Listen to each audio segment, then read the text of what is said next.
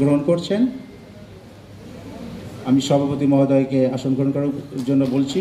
আমাদের মাঝে উপস্থিত আছেন জনাব মোহাম্মদ ইমতিয়াজ, আপনি উপরে চলে আসবেন। জনাব মোহাম্মদ ইমতিয়াজ, আমেরিকান ওয়েলনেস সেন্টারের মিডিয়া পরিচালক। বিশেষ অতিথি হিসেবে আমাদের মাঝে কিছুক্ষণের মধ্যে হয়তো চলে আসবেন সড়ক পরিবহন ও মহাসড়ক বিভাগের মাননীয় সচিব জনাব ABM আমিনুল্লাহ নুরি। আমাদের মাঝে আসবেন শিল্পকলা বাংলাদেশ শিল্পকলা একাডেমির মহাপরিচালক জনাব লিয়াকত আলী লাকি। মঞ্চে আসন গ্রহণ করবেন বেলাল ভাই।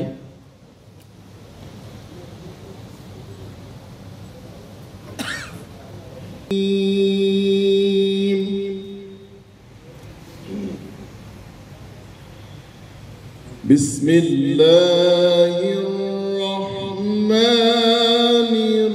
রহিম।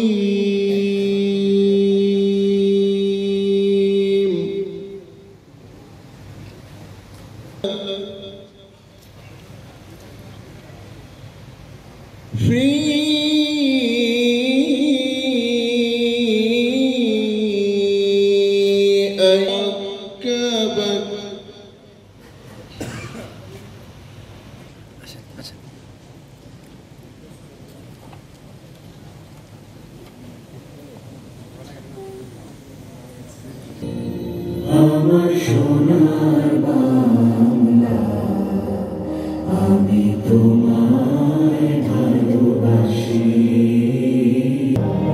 আমি তোমায় ভালোবাসি।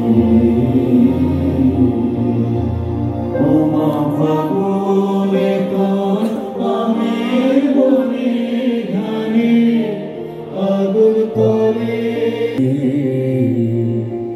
মা তোর মুখের বাণী আমার কানে লাগে সুধার মতো, আমার কানে লাগে সুধার মতো। মা তোর বদন খানি মনে ভালোবাসি।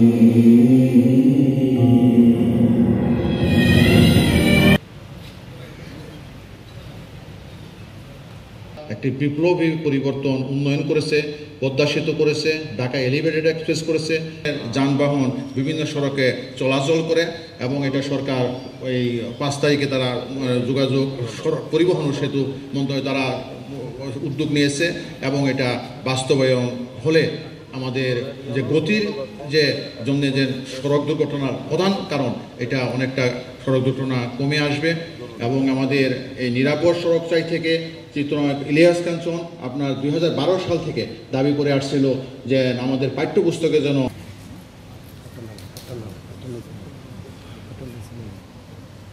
জন্য বিনামূল্যে আপনারা ট্রিটমেন্ট পাবেন। আমরা যে কোনো সদস্য আপনারা আপনাদের কার্ডটি দেখাবেন, আমরা আপনাদেরকে বিনামূল্যে চিকিৎসা করবার ব্যবস্থা করব এবং সেই সাথে আমাকে এই অনুষ্ঠানে আমন্ত্রণ জানানোর জন্য অসংখ্য ধন্যবাদ জানাচ্ছি। সবাই ভীষণ ভালো থাকবেন। Thank you.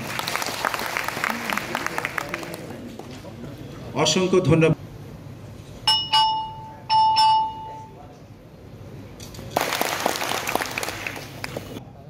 জনাব আসাদুজ্জামান খান MP,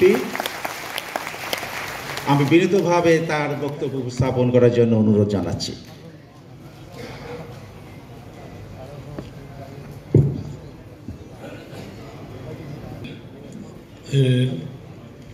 সমাবেশ 2024 সভাপতিত্ব করছেন জনাব ইলিয়াস কাঞ্চন, আমাদের ছোটবেলার সেই নায়ক যার বই দেখার জন্য সিনেমা দেখার জন্য আমরা সবাই উদ্গ্রীব থাকতাম। একটা দুর্ঘটনায় তার প্রিয়তমাকে তিনি হারিয়েছিলেন, আমরা তাকেও স্মরণ করছি।